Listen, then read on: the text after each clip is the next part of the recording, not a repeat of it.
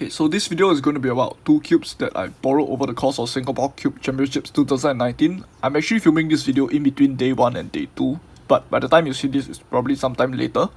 So the two cubes are the Little Magic 5x5 and the Aochuang GTS, and in my opinion, these are the best budget and the best flagship 5x5 respectively. Okay, so I'll start with the Little Magic 5x5. This cube costs $30 from Cubeworks. Its size is listed as 62.5 millimeters on the box, which when I measured this with my calipers is exactly the same, it's 62.5. And in comparison, the Aochuang GTS is slightly small, and when I measured this one, it's 62.3. Another difference between these two is that the Aochuang GTS is a bit rounder on its edges, while the Little Magic is a bit more sharp. The Little Magic 5 is a fast cube, so out of the box, it's already faster than my 5x5 main, the Wushuang GTS. And this is already a very fast cube on its own. And that's one of the reasons why I like it better than the Wushuang, although there are quite a lot of other reasons.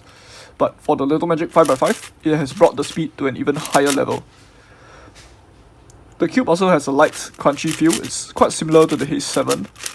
But I will say that this is slightly smoother than the Haze 7 and also a lot smoother than the Little Magic 6. The turning of the Little Magic 5 is also a lot faster than either of those cubes. The Little Magic 5 is also a lot more stable than the Little Magic 6 and Haze 7, and I find that both those cubes are a bit too flexible and slow, but the 5x5 just corrects everything I don't like about the 6x6 and 7x7. The magnets of the Little Magic 5 are a bit on the weaker side, which is exactly perfect for my turning style. They keep this cube stable and it prevents the cube from flexing around, but they're not super strong that they interfere with the turning speed. Cutting on the Little Magic 5 is decent for a budget cube. You can cut about one piece forward, but I can't really cut more than one piece, and for reverse, it can cut about 2/3 of a piece reverse. As for mechanism, the Little Magic 5 has the same triple anchor design as the Haze 7. You can easily see that there are two anchors on the corners, while the third one is, although it's not present on the corners, you can actually see a slight cavity when you put it next to the edge.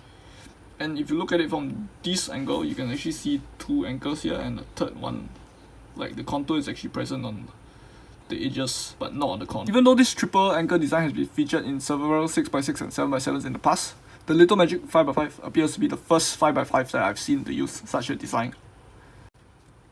The Aochuang GTS costs about $55 from Cubeworks, and its general performance is actually quite similar to the Little Magic 5, but it's slightly upgraded in like basically every aspect, so it justifies this cube as the premium cube, while the Little Magic 5 is more of the budget cube. So the Aochuang GTS turns a lot more smoothly, and it's much more stable and durable, while the Little Magic is a bit thin. The GTS can also corner cut almost 45 degrees forward, and almost a full piece reverse, which is about like at least 1.5 times to, or maybe even up to 2 times as much as what the Little Magic can do. And on top of that, it's actually an even faster cube, which speaks a lot considering I just talked about how fast the Little Magic is. The Aochuang GTS is basically just brutally overpowered in almost every performance aspect that could possibly describe a speed cube. The Aochuang GTS has by far the smartest cube design I've ever seen. So in some other cubes like the Wushuang, the second layer actually has this slight extension that comes out. It makes the second layer a bit bigger, so this piece will occupy a wider area. But what happens in the Wushuang is that in the middle layer, there has to be a screw here that takes up some space, and because of that, the center cannot extend very far. It can only extend as far as the screw has space. If you compare that with the Aofu GTS, the Aofu can actually extend very far because the third layer is basically just dead space, and the fourth layer is where the screw is housed, so you don't really have a problem there.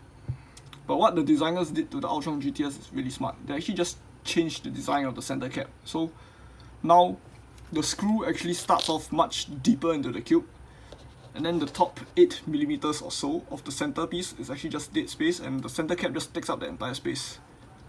And since now they change the space that is needed for a screw into useless space, it means that the third layer can afford to donate this space away to the second layer, and therefore they can extend this piece really far. In fact, they can make this piece so large that it's almost the same size as a 4x4 piece. And because of that, trying to deform an Aochuang GTS is just as difficult as trying to deform a 4x4.